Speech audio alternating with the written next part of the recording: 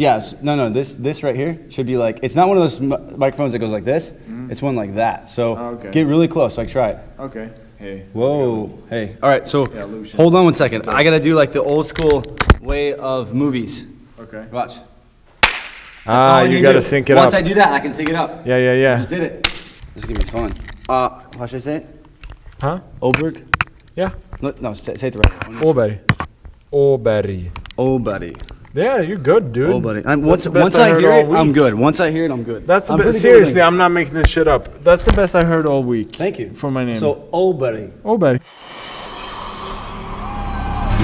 What's up, everybody? I'm with Erik Åberg from Sweden. Yeah, you're absolutely right. Okay, so how did you start getting into performing?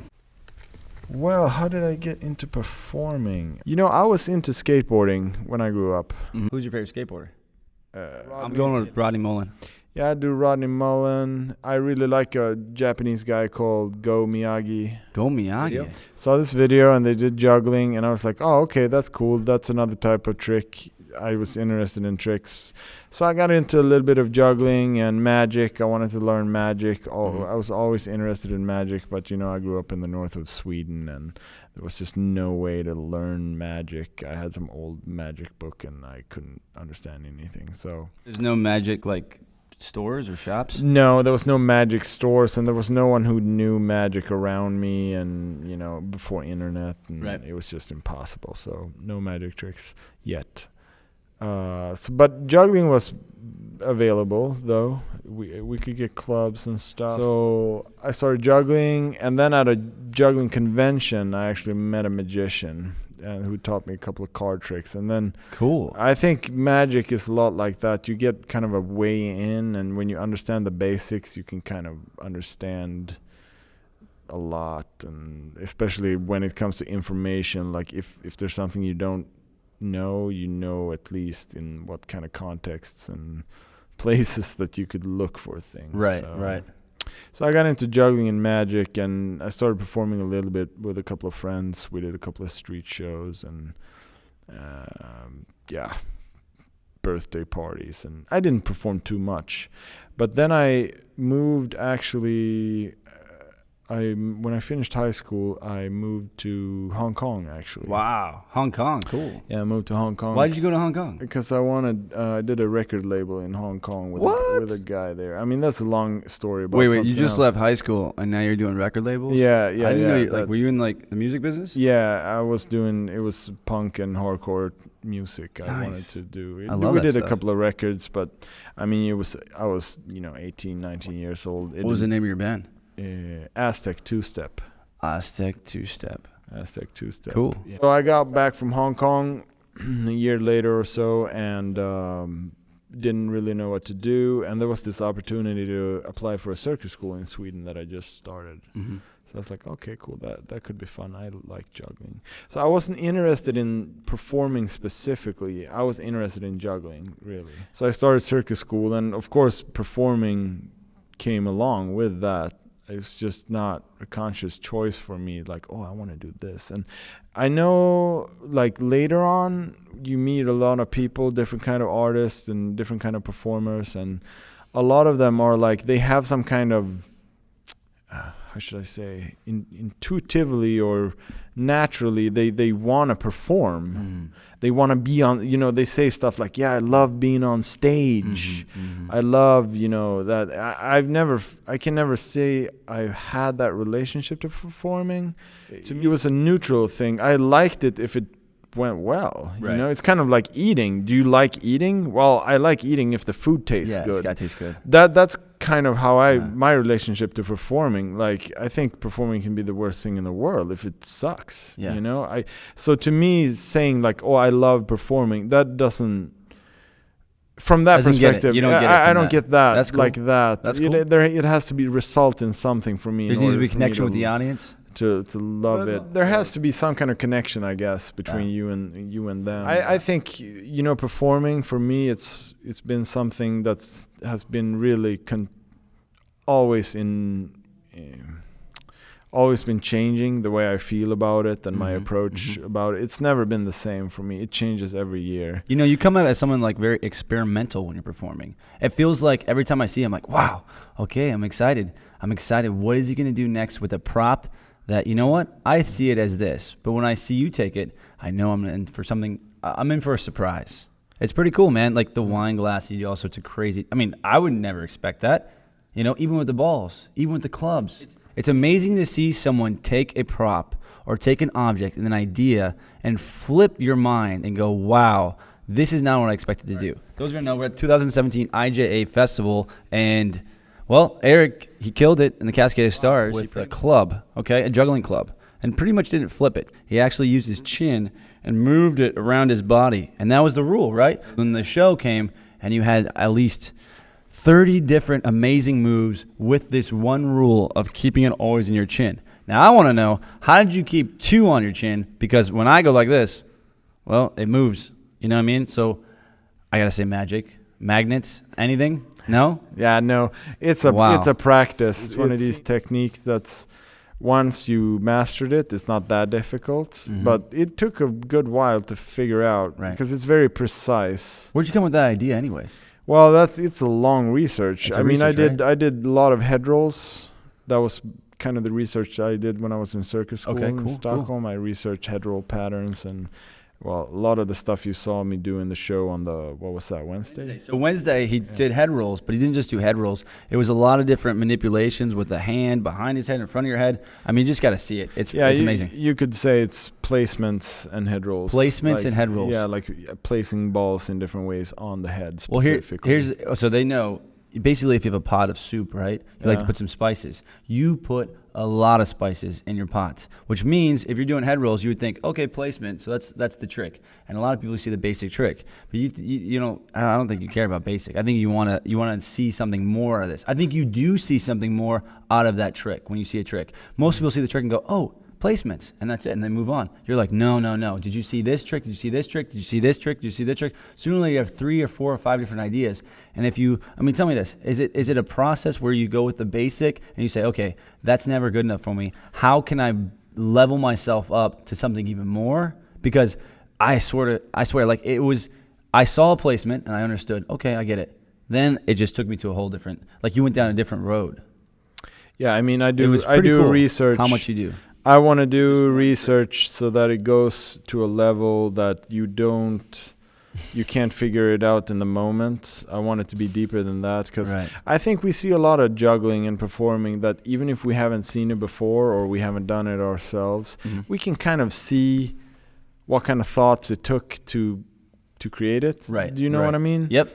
Like, oh, okay, he's throwing behind his back and we get it. We've seen it before. Catching it on his head. Yeah, I get that. Like, I can see how that thought came into, existence. Right. And I always want to push ahead of that point of initial imagination. That's been something that's been really important to me. And for the head rolls, it really started. There was a bunch of head roll patterns in existence when I started, and it was the premise that I wanted to do is I was like, okay, I like all these head roll patterns, but I want to do unique, like I want to do my own stuff. That's what I was going to say. You like all these things, but you're like, I can't do those. Right. So I was thinking my premise for the research was like, okay, I'll learn everything that there's out there, and hopefully by doing so, that's going to bring me enough understanding about the topic that I'm going to be able to create things that weren't out there. Okay, wait a minute, though. YouTube has everything in the world now. What do you do when you see it all and you can't find something different? Yeah, well, this was before YouTube when I did the research on the head rolls. And then when I started to do the research on the swings, that was really like, I was thinking like, okay, oh, is that what you call it when you put the I call it the chin swing. Yeah, I call it a chin swing. Okay. So the thing was this. I had this amazing experience with researching head rolls and found a plethora of patterns and moves and stuff with that. So I was thinking like, okay, but if my research here was really authentic and not just a stroke of luck in this particular area, I should be able to recreate it. Yeah. Jumping over now. And the research on the club, when you had it under your chin, did you just know that, okay, I know a lot of traps, You know, I know a lot of here and No, there. I'll tell you how And then eventually how you I said, did "Oh, it. I like this. I like the way it looks." So the premise was that I had done this research with the balls, and I saw that the result was pretty substantial. Yeah. So I was thinking, either I was just lucky. I love how you say it was pretty substantial. It was pretty freaking amazing to watch. Yeah, hold on now. Either I was just lucky, or the method that I used actually had value. Okay. It actually worked. Right. So I was like, okay, how do I test that? Well, I take another prop. And I apply the same research to another prop. So I was like, okay, I want to research it. I want to do it with clubs. And then I was like, okay, I don't want to do head rolls with clubs. Yeah. Some people already try that, and there's some cool stuff. But I was like, it should be a lot of work. Should be a new technique. So this one doesn't seem that hard. You just put it on your chin. Yeah. It doesn't seem so hard at first. So I was thinking, like, what could the equivalent of putting a ball on one temple and having a ball on the other temple be? Right. So I researched that like a ton with clubs, like different things. For a while, I was really into one concept. I was into really for a long time was having two things move on two different planes for the viewer, like one thing happening here and one thing happening here. Whoa. I'm happy with the outcome of that research. So I was like, okay, I got to keep going. So I searched for about 7 months for just 7 months. Yeah, I spent 7 months to just find a basic move that I could then as a foundation for the research. Okay. In the same way as a placement on the temple is for a head roll. So, and then I found that thing awesome, with the club. You put the knob under your chin, and the rest of the club, the handle goes out resting on your shoulder. It creates this kind of hold where the chin presses down and the shoulder presses up on the club. Looks so good. And it just sits there, right? So I was like, okay, that can be done on both sides. Whoa. Yeah. I love your start. Oh my gosh, I just had a revelation. You created the birth of this trick by noticing that when you put did you have this? Just tell me. Through rehearsal, you put a placement on your shoulder and you go, oh, I got an idea. Now that idea starts with the act. So the audience sees, I don't know if they see the act, but this is an amazing act. The first thing he does is place it there, and the audience thinks it's going to fall off, and it doesn't. And then to their mind is like, wow, it didn't fall off. So the next thing I think is, I'm just going to give you some critique because the audience, and you can't see it because you're on stage. So here we go. What do you do if it's placing there? He's a juggler. He's going to do something else. So I knew, okay, now there's the story. I don't know if I would call it a story, but maybe it's a chronology. Maybe chronology. Maybe it's suited. Evolution of tricks. Perhaps, I don't know. Okay. And I'm not saying that that's like my it's definitely unique. My artistic statement or anything like that. But that's the point I am in terms of what I'm interested in is evolution and like chronology and stuff like that. I'm not really interested in stories or anything like that. Not saying that there's anything wrong with any of those things, but that's not what makes me tick. What I got from what you do is that you show that every prop or every object is out there has some kind of manipulation effects. But you're like this scientist that grabs these balls and does these amazing things with them, or grabs this club and does something completely different than you think, and then creates this ballet of different levels of patterns. I think right.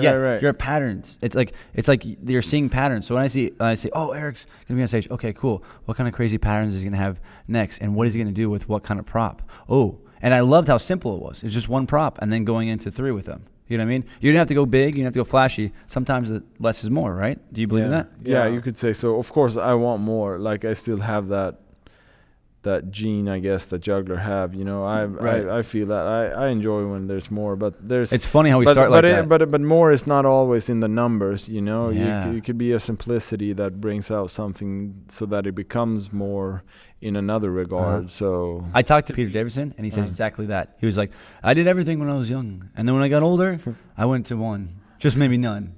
I was like, I mean, he didn't say it like that. I actually made that up right now. That sounds really good. That was pretty poetic. I know, right? It sounds good, this microphone. Basically, it was that. Like, I worked as a young juggler. You think, oh, I should do all these things. And then later on, you craft it down just almost none, or what you can do on stage with almost one thing. I mean, it was great talk. You're an amazing juggler. However, you're also amazing with just one prop, too. And to do that well and perform it on stage, to me, is like, oh, it's awesome to see. You don't see that as much which is nice to see. It's pretty cool to see how you can take a prop and then switch our minds. We do a left turn, and then now you're doing other things. And then you take a ball and you put it on your head roll, and you think, okay, I've seen that, Bobby May, yada, yada, yada, yada. And then you're like, okay, well, I'll do a couple of those tricks to pay homage, but because you've seen them, but watch this. And then it's like, whoa, it's a mind trip. It just exploded. Even with Jay Gilligan, he's awesome, man. He just goes through different steps that you think, oh, it's this process, but then you see all these visuals and these shapes and what he's doing. You're taking to the aspect of what juggling is, the physical identity, seeing the images and saying, okay, yeah, this is what we see. But then you're like, okay, well, do you see this too? And you're like, whoa, I never saw that. Yeah. Right? Yeah, no, sure. It's pretty cool. I think every shape has inherent possibilities in terms of manipulation and combination with other shapes. Yeah. And I find it fascinating to find that. It becomes almost like watching nature in a way. Yeah. How? Because it's shapes and forms interacting, and that's in a way what nature is too, like within the laws of physics. Right. You see water flow over stones. Do you apply a lot of physics and science into your juggling? I wouldn't say so. I'm not a very scientific guy. Like, I'm interested in scientific areas, but I always approach everything from a kind of emotional perspective rather than scientific. Is that so you can connect it with the audience? I don't think so, man. I very seldomly think about the audience when I create something. I try to create. Really? I try to create from a authentic curiosity that something that I'm interested in. That's somehow authentic to myself. Then why are you on stage? Why don't you just do it for yourself in a room, all quiet, and turn on the lights, put some music on, and then that's it? Why show it on stage? Do you feel like it's something that, well, when I'm on stage, right. You just want to share it? And that's what I told you in the beginning. Is that something I think I reinvent every year that I perform. I can't say I have the one passion in that field. That's sometimes I'm not very excited about performing at all, to be honest. Sometimes I'm super interested. Why not? You're a mastermind at it. Yeah, well, you see a lot of things that no people see, and you share it with us. Especially like, I don't know. I can't say I have the language to explain exactly that. I can just tell you. Okay, tell me in Swedish. The situation. I don't have the ability to articulate it. Right. I can tell you about the situation, and that is that sometimes I enjoy performing. I enjoy performing definitely when it goes well and people appreciate it. I definitely enjoy that, but I don't have an inherent desire to perform. I don't have I know that people do, and I don't. And sometimes I'm really interested in performance, right. And at times I'm super interested also in the skill of performing, the skill of connecting, and the skill of interacting. Did you go to circus school or theater school or dance school? I've been around a lot of performers who have been, and over the years I've grown up with them, and then I've visited circus schools and we got choreographed. Too, you do that. Lots of directors so I've worked with. That there's a whole lot of process and skills and knowledge and a lot of technical in just techniques. Absolutely. And all now of my that. hand here. Yeah, exactly. And how time works on stage and absolutely things like that. I'm super interested in that stuff, and I get interested to explore it. I was with Avner for 2 weeks. Oh yeah, really? Yeah, when I studied with him, just 2 weeks on Sunday, and now I'm here, and now I'm like, I don't think I want to see any more juggling. Yeah, there you go. That's literally what happened. And then when I see your act, I'm like, oh, well, there's something new now. That was kind of a joke, you know what I mean? I love juggling, but it was like, I'm a performer first now, juggler second. Right. In terms of learning a skill that has to do with performance, I think the strongest experience for me was I did a workshop with a theater guy called Mario Gonzalez. Okay. He does clown and theater. Yeah. Okay. How did that go? In Paris. Cool. It was fantastic. Did that help you? Gosh, every time I go on stage, man, since that day. What's one thing that like, man, this always works, or this always helps me when I get on stage? It's not specific like that. It's more of a feeling of have gone through a little bit about what he teaches, then having that kind of present when you go on stage, or when you're in certain situations that you didn't expect. Yeah. What advice would you give someone that you're actually, how to build the process that you've created or that you've made for yourself? What kind of advice would you give? Like to understand patterns, to understand, okay, you have an object, it goes on your shoulder. Now this happened to me where I created all these ideas. Do you have a list of like, okay, I'm going to get to 20 tricks that are different that no one's ever done, and then I'll stop, and then I'll create the act this way? Or I don't know. I mean, the rules I had in the tools I had in the research were extremely basic, such as, you mirror, if you have one pattern, one version, you mirror it. Right. What happens if you do it in reverse? It was stuff like that. What happens if you apply the idea of multiplex? You place a ball, well, then you place 2 balls. What happens? But you say it's simple, but to most people, that's basically how you do it. That's kind of a standard. Do it forwards, do it backwards, do it. I think it's getting more and more known. And then like the stuff that you can't do, if you set up a task for yourself like that, okay, do this with the idea of a multiplex instead. Right. And then you have your props in your hand and you have a technique that worked with one object, and now you're going to have 2 objects involved. If it doesn't work for you, then you just cheat.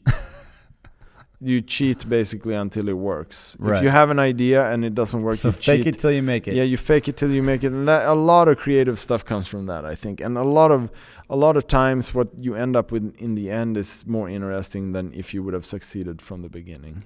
Wow. That's pretty good, I then. think, yeah. Yeah, I like that. What advice would you give to someone who wants to be a performer like you, or just kind of get into the world of craziness? Because there's a lot of people that like your style and like the way you do things. What would you recommend for them to do? That really depends. Like if they want to be successful, yeah. Then you came from a study, a process. Yeah. There's Circus Secor, there's always amazing, the Doc School in Sweden. Right, These are schools made for like a 3-year, 2-year research of development, not just through juggling, but through the person, through themselves, and opening them up through different ideas. Wes Peening came from there, Tony Pezzo came from there. I'll tell you my approach about that. Like you're saying, I mean, the question is, what do you want out of it? Do you want success? Do you want recognition? Do you want money? What is it that you want? You want a job? Is it it's a matter of filling your time? Right. To me personally, when I start asking those questions, I realize pretty soon that those things, if those are the things I want, such as money or girls or success, if you then make the choice to do that through juggling, to me that's kind of dumb. Honestly, you want to be rich and you're like, I'm gonna do that, and I'm gonna do that through juggling. I'm kind of like, nah, dude. There's better ways out there. There's a lot of places out there that you can make money easily, more easily, and more, and then you can juggle on your, on your fucking free time or whatever. That being said, of course, there are people. Yeah, there are people that are successful out there with juggling, of course, in terms of as a tool for success in those areas that we mentioned. I don't think I wouldn't recommend it. So what do you do for you? Do you just kind of say, okay, I have this amazing processes in my mind, and oh wow, I see this cool object. I really want to see what this does. Ooh, okay. And then you know what? Hey, I got a show next week. Well, I got a gig. Let's just do it there. Yeah, no, I think it's like this. I think the people that become artists these days, I think it's a lot of people that in one way, because the world is not, at the moment, the world is not made for us to be artists. Right. It's just that's how it looks like. Absolutely. There's a million structures out there that helps us. If you want to be a dentist, if you want to be an architect, if you want to be a policeman, there's a certain path that you can kind of step into and follow that path. Yep. I'm not saying that you're going to be a dentist, whatever, and that it's going to be easy or whatever. Could you imagine a juggling dentist? At least there is a path. At least there is a path that you can follow. Yeah. And for artists, I don't think there's really anything for you. So that being said, I think a lot of people that become artists is because they had no other choice. I think wow. That is pretty deep. When I look around, I think that a lot of people that become artists, they're there because they had no other choice in some regard. What if they love it? What if they love performing? I mean, you're an artist. You did some art today on stage. Sure. I mean, yeah, that's another aspect of it. But I think I can love performing. But I think if I had another choice along the way, I think it would have. At some point, I would have steered in another direction, because you see hard times, Absolutely. When you're an artist, you're going to go through hard times, and if there's an easier but path, those hard times are for you. It's for your life. Sure. It's for you to grow as a person. I don't think that artists inherently has something like that does the world better. I think that's maybe a result of what you do.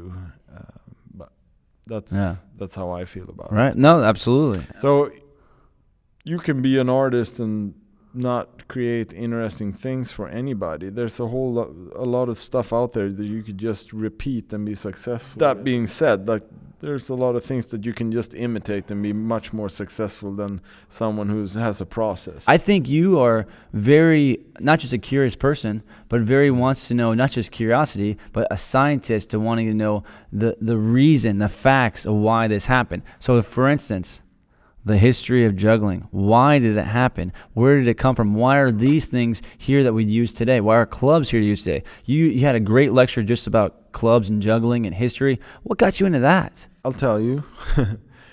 So it's not primarily about the curiosity. Like, sure, I'm super interested in, Alexander Kiss' birthday or... What is his birthday? I don't remember from the top of my head, cool. But or he's amazing performer. When awesome. Cinque Valle did his first Australia tour, stuff right. like Yeah, that. Yeah. Like, sure, I'm super curious about that kind of stuff, but that's not primarily. But so it's more about what they did on stage, yeah? No. Okay. No, it's about understanding the craft. That's what the history is about. When you understand what the craft is, and would you understand what the things that we use, the tools that we use, the methods that we use, when we understand where those things come from, we understand what those things are, and that's a tool for us. And does it give you a sense of self now for when you're on stage of why you have these tools too? In a way? Yes. Like, for instance, let's just be weird. I know this club is a club, but I know where it's from. And now that I know it's from, I know that I can do this with this in a way that makes me feel better as a performer. Jugglers in general, they have no idea what a club really is, where it comes from, etc. So let's say I came to a juggler who's a super serious person. I say, did you know that that's actually a prehistoric toilet plunger? You use that object to clear your shit that has stuck up in pipes. That would change things for absolutely. There'd be a lot of people putting juggling clubs in toilets. Yeah, or they maybe they have added very emotional attachment. context to their act, and how people perform, know, and they suddenly know that this is a toilet plunger. It's gonna. I'm not saying clubs are that. I'm just saying that things are matter. Right. Exactly. That's what I want to point out with that. So for me, it's been really important to know, what things are and what the process of them are and stuff like that. The process that in how they were created. The other thing is that the how old something is. If something has existed for 2,000 years, it's gonna have 2,000 years for it to develop. Right. It means that it's gonna have reached a higher point of development than something that has existed for 20 years. Absolutely. So if we know that about something, we can make much more accurate assumptions about what kind of the state of research or the state of technology is in that specific area. Wow. You understand what I'm saying? Yeah. I think you're going to make more accurate decisions in terms of what you're going to do. You use this information when you create new UX about the past? For every prop, you must know the backstory behind it and then utilize it? I mean, in a way, I kind of think you do that. If I could, I would. If I could, I would. That's very good. Yeah. Yeah, that's awesome. I bet you do this with everything. Of course, the more you know, the more effective you're gonna be. I mean, that's so cool, man. The way I often talk about this is like, let's put it this way. Let's say you had two teams of scientists. Mm-hmm. They have one lab each that you can completely shut them out from the rest of the world in this test lab. Yeah. And each team of scientists, they're both given the same task. They're going to create a new TV. Right. That's the task that they're given. The one team, they're put in their lab. You shut off the doors. They can't see in or out from this lab. And they have, X years on their hands to create this new TV.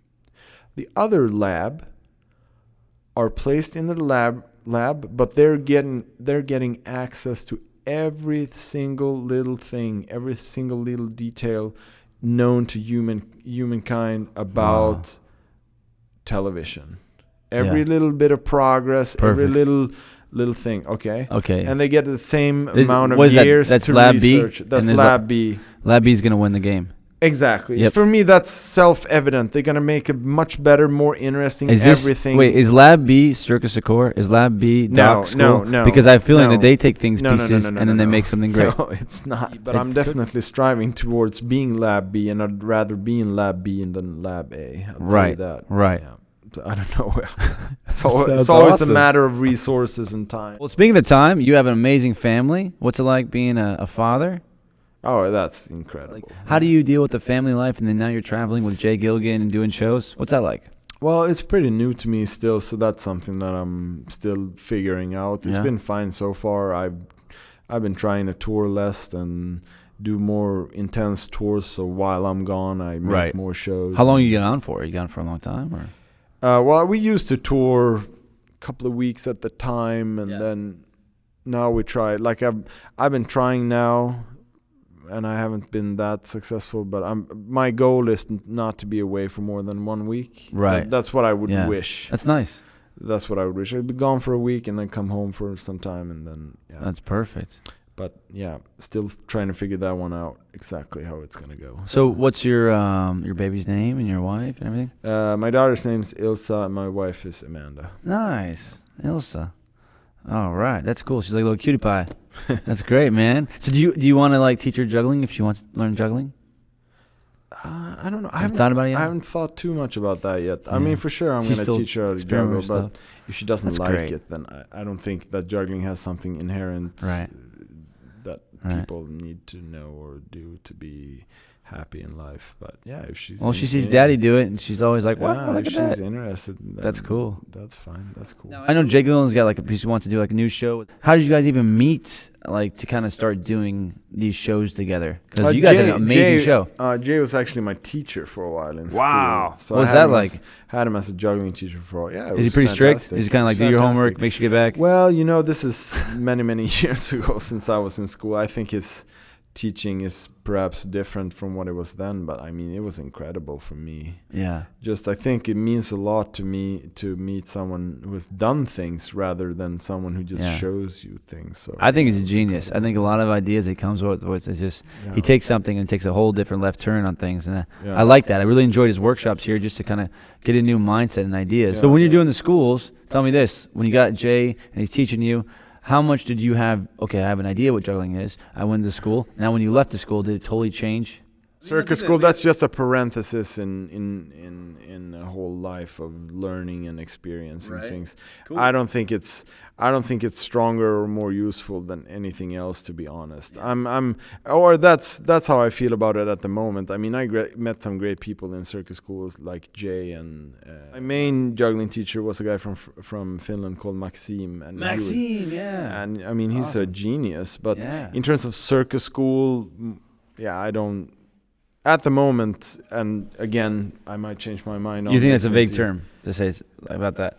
I don't think it's a key to success or but it's a change in your mindset that allows you to kind of change yourself and help yourself. Because I would see, like, when all these other performers, Wes Pete and so forth, went to these schools of Circus Secor and worked with Jay, it changed your mindset, the process. I mean, or is this just the Swedish thing? Yeah, I think you just get really detailed about stuff. I think you overestimate circus school, the power of circus schools. I don't share those. I don't share those views at all. Okay, well, why?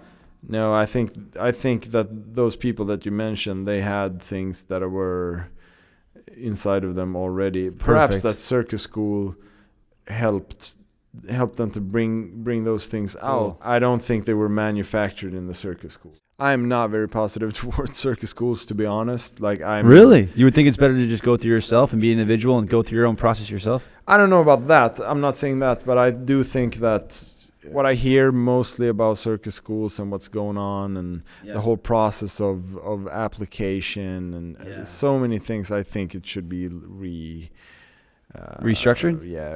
Rethought. Well, there could be another way of doing it that I think would be way more effective. You know what's so wild though, which people here in America, we don't really have a lot of circus schools, like Circus Kiev or back in there, and circus in Russia or circus in Sweden. But what do you think, and what do you think of the YouTube world with all these people? Obviously it's amazing to see how it's got people to go from 5 clubs to just crazy tricks, but I mean, is it a circus school? Is it actually benefiting people, or just we're learning a lot of tricks and we don't really understand the performing now, and it just becomes, hey, you practice 2 hours working on something and it dropped a bunch of times, but you got 10 seconds in that one clip and now you're the best juggler in the world. I think YouTube is a new medium, and it's not something that I would evaluate for its entirety. I think there's good things and bad things, and you can use it in a good way, and you can certainly use it in a bad way. Right. You need to have some kind of idea to base your whatever work that it is you're going to do. You have to have some kind of foundation, some kind of basic idea. There has to be some kind of idea, some kind of, sure, you can go into the studio and mess around, but that's how everybody does it. Yep. That's how everybody trial and does error it. Until it works, right? You're just there and you're fumbling around with your stuff and intuitively jamming until you find something. But maybe you'll come across a cool trick. That's something sure. I mean, obviously it has worked for many people. I'm trying to kind of stay away a little bit from that one. Sure, I can do it for fun and stuff like that, but so work smart, not hard, and just think about an idea think first. It's possible. There's so much other ways to find that embryo, that embryo idea that you're gonna work on, and that finding the embryo is way different than doing the research. It's a completely different game, I think. Wow. So where does your embryos come from? Do they come from? I'm just not saying but they come from ideas that you're around, the house. I'll tell you. If you took for the head rolls, for example, it wasn't my embryo. There was a ton of people that done all the head roll stuff before me, so it wasn't mine. Right. So that's easy there. With the clubs, with that chin swing thing that we spoke about, that's something that I had to discover myself. But I knew I wanted something similar as a roll or a placement on the head. So I knew kind of in what area I wanted the embryo to pop out of. And then But here's another thing. Let's say you got that part, right? You got the idea. And you're saying, I want it on the chin. Where is there a part where you feel like, oh no, there's got to be another idea? Are you just trying to place it anywhere you can to kind of feel, okay, maybe 2, maybe this? There's got to be some kind of way to get more ideas, right? That's when your time restraints come into play, your motivation come into play. You take a break and come back to it later? Your inspiration comes into play. I mean, you run out of either of those 3, then I think you're in a hard spot in terms of the research. Did you just spend a whole day just on one trick? Just doing this? You spent the whole day? Yeah, for sure. And then you're like, okay, now let's just take a break.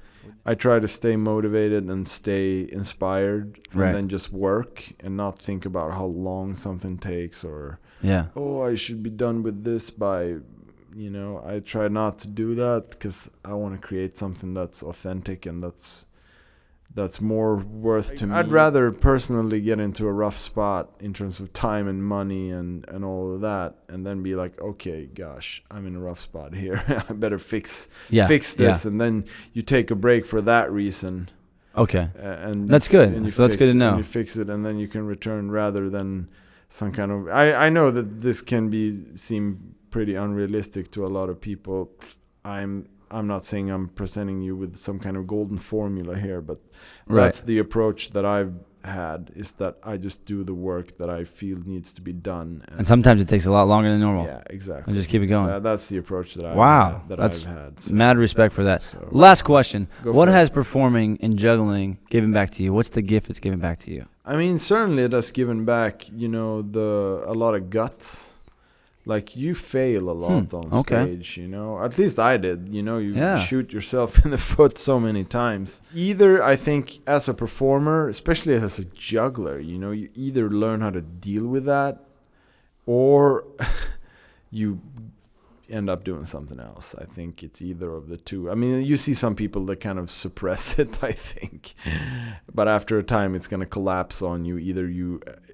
I think either you acknowledge it, that okay, this is something that happens every once in a while, at least in the situation that I put myself in. I don't know, so it's helped you personally. It's got I mean, you've been on a stage in front of 1,000 people or more, and you look like an idiot. I mean, that's rough. That can be pretty rough. And when you've done that a couple of times, I think there's other things in life that perhaps could be rough that are just, a joke compared to looking like an idiot in front of 1,000 people that paid for their tickets. So it's stuff like that, I think, are pretty concrete examples of what performance has given me. But it has certainly given me also, a lot of met a lot of really great people. Very cool. There's a lot of also reflection, in terms of the kind of stuff that I create that is pretty abstract, and I don't tell a story, I don't do any of that stuff. So I present something that I think, at least to most people, it's pretty abstract. It's like it's concrete in the way of you swung a club from shoulder to shoulder. I mean, it's concrete like that. You rolled a ball on your head, but when these things are put into a more of a, when they're choreographed and they're orchestrated in certain ways, I think there's other emotions that pop up. Perhaps. Right. And that can be an interesting conversation to have, I think, with people. If that happens, if a connection appears in that, and someone sees something, I think that can be an interesting conversation. Sometimes, I think it's possible to give someone a peek into the unknown in some way. Right. And I think modern world, we don't really deal with that so much in terms of, on a personal level. I think we deal with the unknown a lot in terms of on the level of community, such as trying to fly to Mars or come up with a new iPhone and stuff like that. So I think as a community, I think we deal with the unknown a lot. But as a individual, we don't mess with that. We play it safe. I think a lot of people do, and sometimes I feel by playing it safe is boring in a way, Yeah, maybe, but it's also what people perhaps they've probably been brought up to say, "Hey, do this because this will make it." Just do this. Stay out of trouble. It's also a matter of privilege, Right. If you grew up and you were hungry and you didn't go to school and all these things, and it's a different story. But the way we grew up, perhaps, is like there was food on our table and a roof over our heads, and then we were allowed within that structure that's around us already. We're allowed to take risks, Yeah, absolutely. Yeah, man. I got to say, there's a lot of amazing things you do. You have an art form and everything you do. You're a scientist. You're a historian.